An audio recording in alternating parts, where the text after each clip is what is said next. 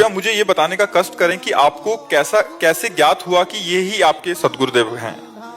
तो हरिवंश महाप्रभु के मंदिर में हम थे, तो गोसाई जी ने कहा बाबा सुनो, हमारे संप्रदाय में एक सहचरी भाव के सिद्ध महापुरुष हैं, आप जानते हो? तुम कहा नहीं महाराज जी, हम किसी को नहीं जानते। तो उस समय गुरुदेव भगवान मदन टेर के सामने लाडली कुंज था, उसमें रहते थे। तो कहा कि आप वहां जाना।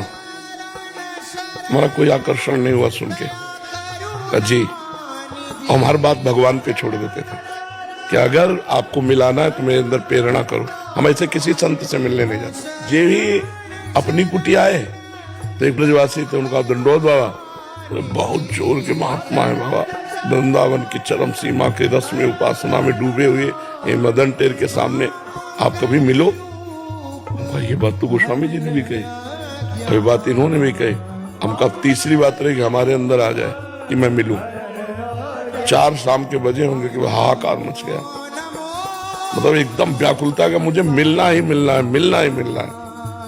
पहुंचे, दरवाजा खटखटाया, आधा घंटा तक खटखटाते रहे, अंदर से बंद था। आधा घंटा बाद पादुका की आवाज आई। देख, पहली सीन में बिक गए। पहले दर्शन में ही महाराज जी के आंसू चल रहे थे, बार बार अचला से पूछ रहे थे। जी देखा गजब। अब देखते ही कि इसने उच्च कोटि प्रेम की अवस्था। महाराज जी ने ऐसे देखा, सन्यासी वेश हमारा, लाल व भगवा वस्त्र, त्रिपुंड लगाए। बोले नहीं, आप जाइए, फिर कभी आना। ऐसे ही सारे नहीं महाराज, मैं जी नहीं पाऊंगा, मुझे एक क्षण चाह दीजिए, 1 मिनट दे दीजिए,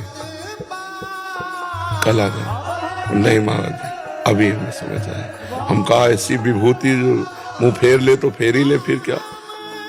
जाके अपने आसन में बैठा ला। हमारा कोई गुरु भाव तो था नहीं, तो महाराज जी के आसन में एक संत को जैसे बैठालते, वहां बैठते ही हमें रोना शुरू। क्यों रोना हमें खुद पता नहीं। ये तो परमाणु है महाराज जी के। महाराज जी, मैं प्रिया प्रीतम की उपासना करना चाहता हूँ, लेकिन सन्यासी हूँ, अहम ब्रह्मास्मि की उपासना रही, कैसे आगे बढ़ूं, क्या करूं, मुझे कुछ समझ में नहीं आता। महाराज जी ने ऐसे 3 अंगुली पकड़ी, सब ठीक हो गया, सब ठीक हो गया। बस जिस दिन से पकड़ा उस दिन से निहाल कर दिया, उस दिन से निहाल।